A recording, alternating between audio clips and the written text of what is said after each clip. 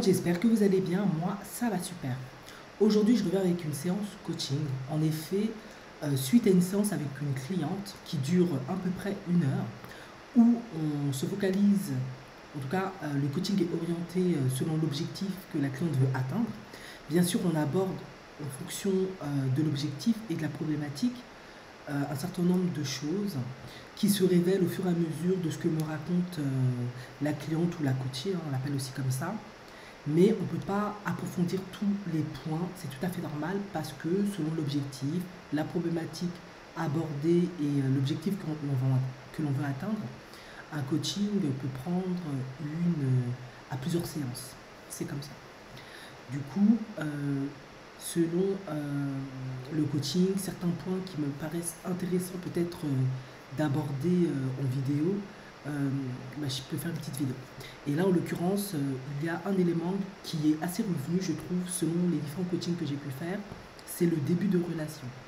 En effet, que ce soit un homme alpha ou pas un homme alpha, souvent, un certain nombre de clientes qui viennent me voir, en début de relation, elles ont du mal à prendre le bon pas, on va dire, ou orienter la chose de manière à ce que soit ça se prolonge, en tout cas ça se prolonge et que ça donne quelque chose de plutôt positif à long terme, ou alors que ça prenne fin parce qu'elles ont vraiment compris que la personne n'est pas ce qu'elle recherche. Et le début est très important. Alors dans le cas de cette cliente-là, parce qu'il y en avait une autre, mais là je fais une autre vidéo parce qu'elle c'est un autre problème par rapport au début. Dans le cas de cette cliente-là, elle avait tendance, d'après ce qu'elle m'expliquait, à faire le fuis-moi, je te suis pendant un long moment. Et dès qu'elle a le sentiment, conscient ou inconscient, qu'elle a la certitude que l'homme est bien accroché et qui ne va pas, d'après ce que j'ai compris, l'abandonner, partir, etc., là, c'est bon où elle s'investit et sans aucune limite, elle y va. Voilà. C'est un peu pas ça la problématique. Donc, si vous vous reconnaissez un peu dans cette situation-là, ça peut un peu vous parler. En effet, le fuis-moi, je te suis, est-ce que c'est une bonne stratégie pour débuter une relation, pour convaincre l'homme en question qu'on est celle qu'il lui faut? Alors, il faut savoir que le fuis-moi, je te suis est un mécanisme de défense que l'organisme met en place suite au stress que l'on peut éprouver face à une situation inconnue. La peur de l'inconnu, ça peut être ça, ça peut être aussi plein de peurs inconscientes ou conscientes qui vont se manifester, qui font qu'on ne va pas tout de suite mettre en place ce qu'il faut pour connaître l'homme en question qui est en face de nous. En effet, dans le stress, il y a le stress positif qui crée de l'adrénaline, qui fait qu'on va se dépasser, par exemple lorsqu'on a un examen, un concours, une compétition, quelque chose comme ça. Bien sûr, on ne réagit pas tous de la même manière face au stress.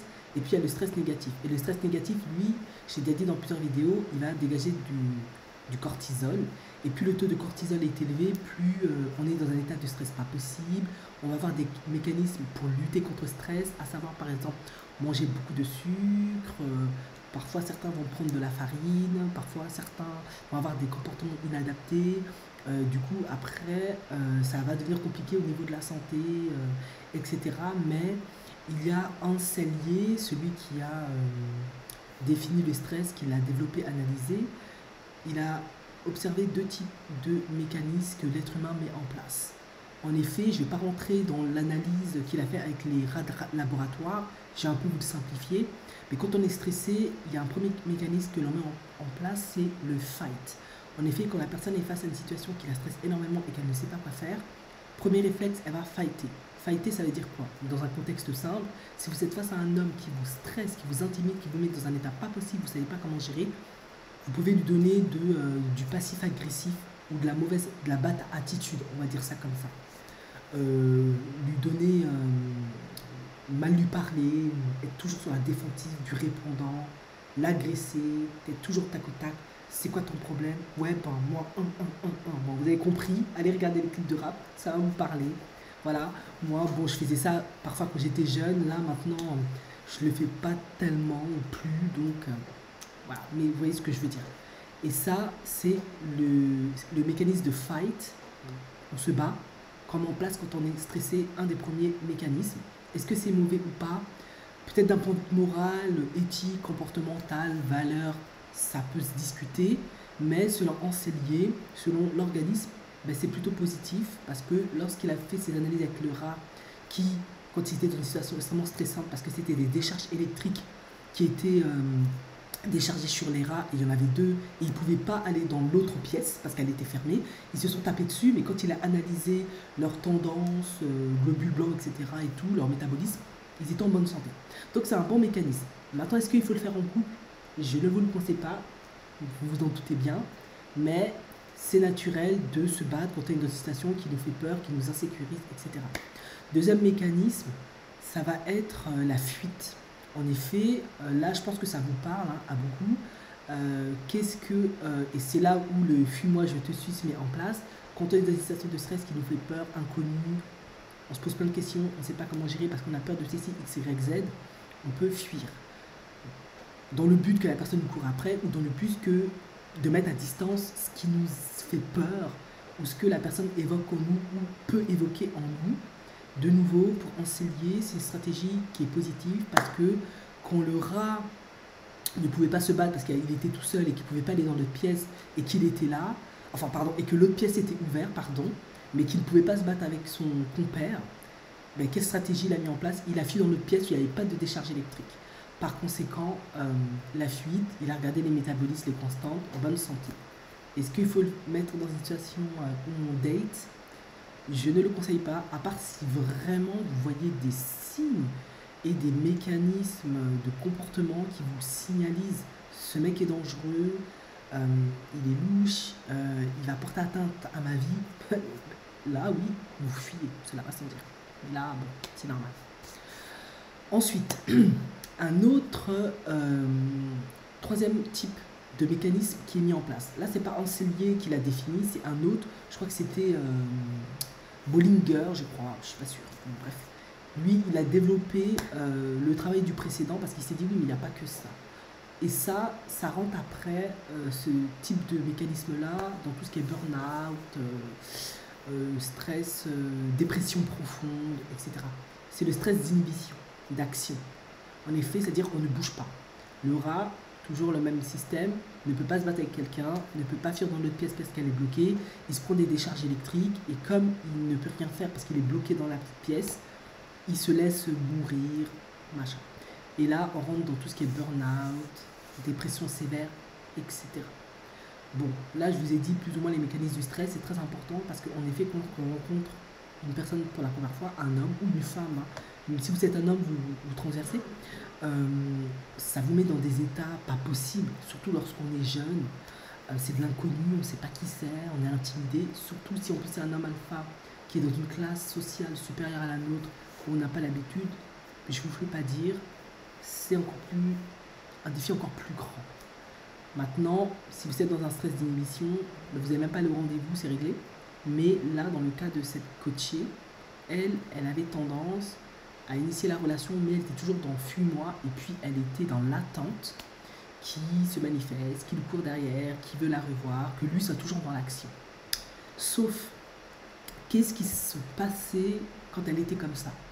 Eh bien, elle ne prenait pas vraiment le temps de découvrir en profondeur qui était l'homme en question, parce que elle ne pouvait pas savoir finalement quelles étaient ses valeurs les plus profondes, ce qu'il aspirait vraiment, ses vrais traits de caractère les plus dominants, des petites anecdotes sur lui, peut-être se faire une idée de ses anciennes relations, comment c'était avec ses ex.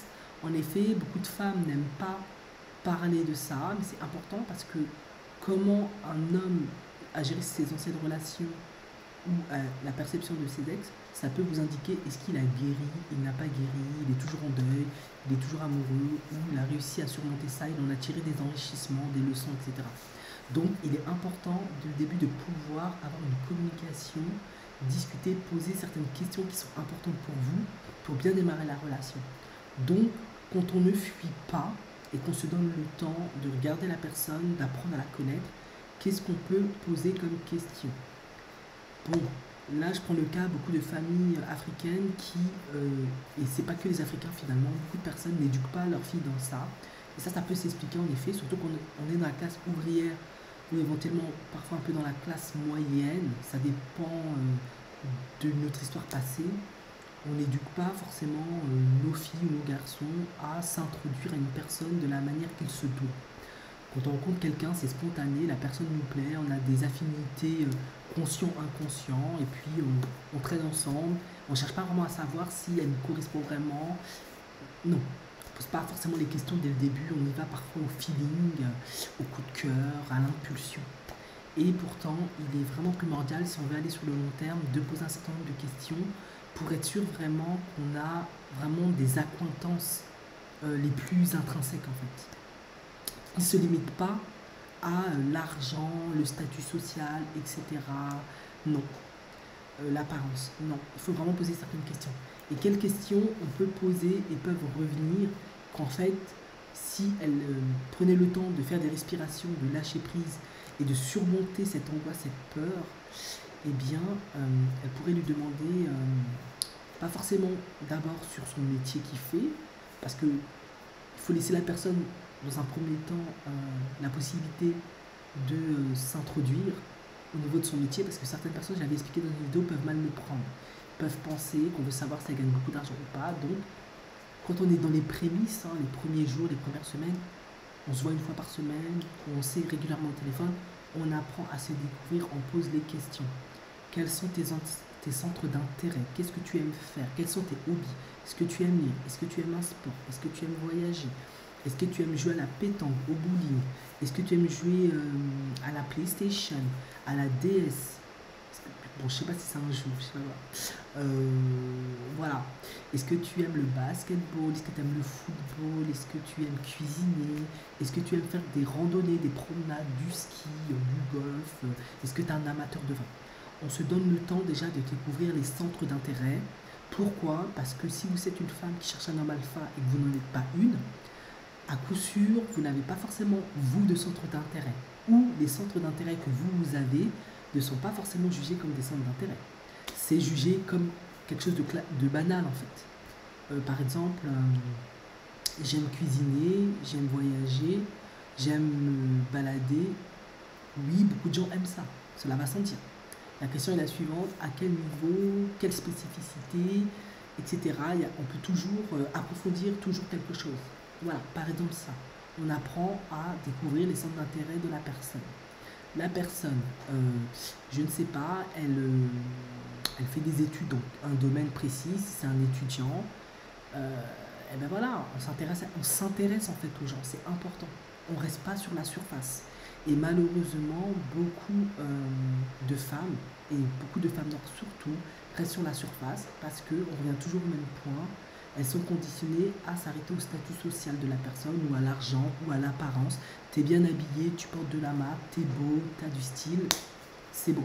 Non, la beauté, ça ne te dit pas sur la personnalité de la personne. Le statut social ne te dit pas la personnalité de la personne. Ça ne te dit pas ses valeurs, etc. Il faut approfondir. Quels sont tes traits de caractère, quelles sont tes valeurs, ou quelles étaient les valeurs de ta famille. Voilà, nous, on est des témoins de Jéhovah, on est des Raéliens, on est des Kémites, on est des Rastafari, on est des musulmans wahhabites ou ismaélites ou mourides. C'est important de savoir tout ça, vraiment important. On est chrétiens, orthodoxes de Russie, d'Ukraine, de Japon, whatever you want. On est bouddhiste. Important d'approfondir parce que ça va vous permettre de savoir ça me convient, ça me convient pas, j'ai envie de découvrir, j'ai pas envie de découvrir. Vous gagnez du temps. Important. Qu'est-ce que tu fais le dimanche? Moi, le dimanche, je fais toujours un brunch avec mes amis, la famille, des collègues, etc. Ou je suis sur le bateau avec mon père en train de faire du voile, ou c'est un rituel dans notre famille, on fait du golf. Toi, tu fais quel dimanche? Moi, je me lève à 10h du matin, je me mets devant Desperate Housewives ou devant Willow House of Atlanta ou devant les Kim Kardashian. Ah, ok, ben, c'est pas ce que je recherche. Ah, ok, ça m'intéresse, je devrais peut-être essayer. Vous voyez ce que je veux dire? Il faut vraiment approfondir. Toute question est la bienvenue, et puis de toute façon, si votre question, il la juge pas intéressante ou stupide ou autre, ben, c'est que vous n'êtes peut-être pas la femme qui lui convient. Il faut aussi lui laisser cette liberté-là. Ce n'est pas une contrainte d'être obligé de vous prendre à tout prix parce que vous voulez être avec quelqu'un qui a de l'argent. Non. Une relation, c'est aussi du respect. C'est très important. Si vous recherchez du respect, de l'affection et de la sécurité, c'est ce que vous allez aussi recevoir en retour. Vraiment, en fait, ça devrait être vos valeurs premières. Et le respect commence par faire l'effort de connaître vraiment la personne qui est en face de vous. Et si ce ne sera pas l'homme de votre vie, votre amour, ce sera peut-être un ami, et c'est aussi très bien, parce que peut-être cet ami, il aura d'autres amis, ça va vous permettre de trouver la personne qui vous correspond. Mais au début de relation, on pose des questions, on discute. Et si possible, le sexe, parce que c'est tout aussi, bon, c'était pas une problématique, mais elle expliquait elle prenait son temps dans les 3 mois. Je trouve ça assez raisonnable. Après, chacun est différent. Mais selon l'homme en face, peut-être lui voudra, il ne sera pas d'accord ou pas, mais à la fin, vous êtes assez libre.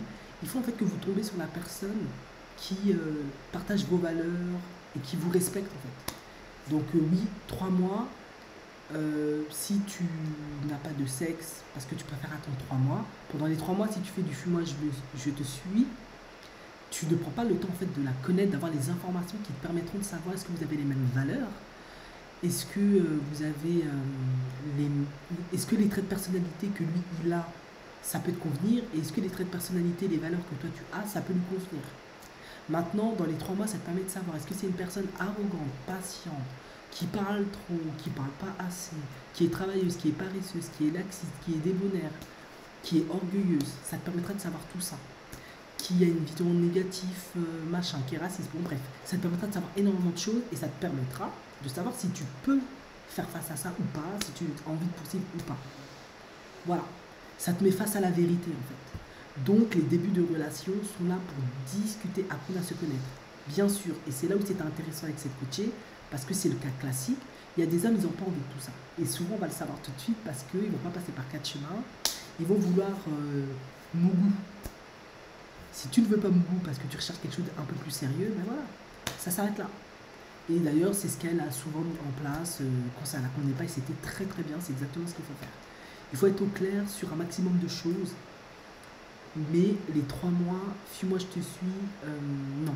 Il faut prendre le temps de s'asseoir avec la personne, de discuter avec elle, pas tout de suite initier la relation, mettre en place des actions, etc. Non. On prend le temps de connaître la personne, on va boire un verre avec elle, on va au ciné avec elle, on discute sur un film avec elle, on va manger avec elle autour d'un plat, on varie les activités, on essaye d'abord chinois, après camerounais, après malien, sénégalais, coréen, japonais, italien, blablabla. Voilà. Et ça permet de savoir j'aime ça, j'aime pas ça, j'aime manger ça, j'aime pas manger ça, j'aime pas manger le poundou, j'aime pas manger le mafé, j'aime pas manger le tchèp, j'aime pas manger les pâtes asiatiques, j'aime pas manger le riz. Ça permet aussi de savoir et de se découvrir. Oh, j'ai voyagé au Japon, c'était magnifique, c'était comme ça. Ah, voilà. Il faut discuter pendant les 3 mois. C'est ça que je veux comprendre. Si vous êtes quelqu'un de timide qui n'aimait pas discuter, il faut travailler votre timidité. Je vous invite soit à faire des hypnoses pour travailler la confiance en soi, soit à faire du théâtre pour apprendre à s'affirmer, extérioriser, s'exprimer, etc. Vous devez dépasser la timidité. Parce que une des problématiques que vous allez rencontrer, même si vous rencontrez quelqu'un et qui vous choisit alors que c'est une femme timide, ça peut lui plaire, mais demandez-vous pourquoi. Est-ce que c'est parce qu'il veut vous dominer, vous contrôler, parce qu'il veut que vous taisez, que lui prend toute la place, il vous laisse, voilà, il est égocentrique, voilà, et vous n'allez jamais rien demander, et puis le jour où vous allez mûrir, grandir, avoir les enfants, vous allez être plus confiant, vous allez vouloir vous affirmer, sortir de votre timidité, mais il n'y aura pas la place, il ne vous a pas connu comme ça, il ne vous a pas choisi pour votre capacité à vous affirmer votre confiance. Vous allez être frustré, ça va faire des problèmes, vous allez avoir l'impression que vous avez mal daté la personne, qu'elle a changé, alors qu'elle a toujours été comme ça, mais c'est que vous ne l'avez pas vu. Parce que vous étiez dans votre paradigme timide, avec toutes les spécificités que comporte la timidité, et après, ça va finir en échec. Voilà. Mais ce que je veux dire, en gros, les 3 mois, les 2 mois, les débuts de relation, peu importe le temps que vous prenez pour découvrir d'abord une personne, faire le balayage, voilà, débroussailler, se mettre au clair sur ce qu'on recherche, l'objectif recherché, les attentes de chacun. Il faut discuter. De tout, de rien, mais il faut discuter, tout simplement. Aussi au niveau de l'argent, comment vous voyez l'argent. Est-ce que c'est une personne qui est plutôt économe, radine, très dépensière, ça dépend, qui est généreuse, qui offre beaucoup de cadeaux, qui offre pas de cadeaux, etc. Il faut vraiment balayer un maximum de choses, c'est très important. Tout simplement. Parce que c'est une personne qui est orpheline, qui n'est pas orpheline, qui vient d'une grande famille, qui ne vient pas d'une grande famille. Il y en a, ils n'aiment pas en fait. Et même si on est une femme noire et qu'on vient d'une famille de 100 enfants, peut-être on ne voudra pas la même chose chez notre conjoint parce que c'est chiant. C'est-à-dire plus d'attention à donner à d'autres. Est-ce que c'est ce que vous voulez vraiment? Pas forcément. Donc il faut prendre le temps de discuter, d'apprendre à connaître la personne dans les débuts de relation. Le fuis-moi, je te suis, c'est pas une bonne stratégie parce qu'on ne connaît pas la personne et après on se met en relation parce que la personne d'une certaine manière elle a dû courir derrière nous et une fois qu'on est dans la relation, le temps a passé, on ne connaît pas vraiment la personne qui elle est et les surprises commencent et après on est décontenancé. Tout simplement. Voilà. Merci de m'avoir écouté, je vous dis à la prochaine vidéo. Ciao ciao.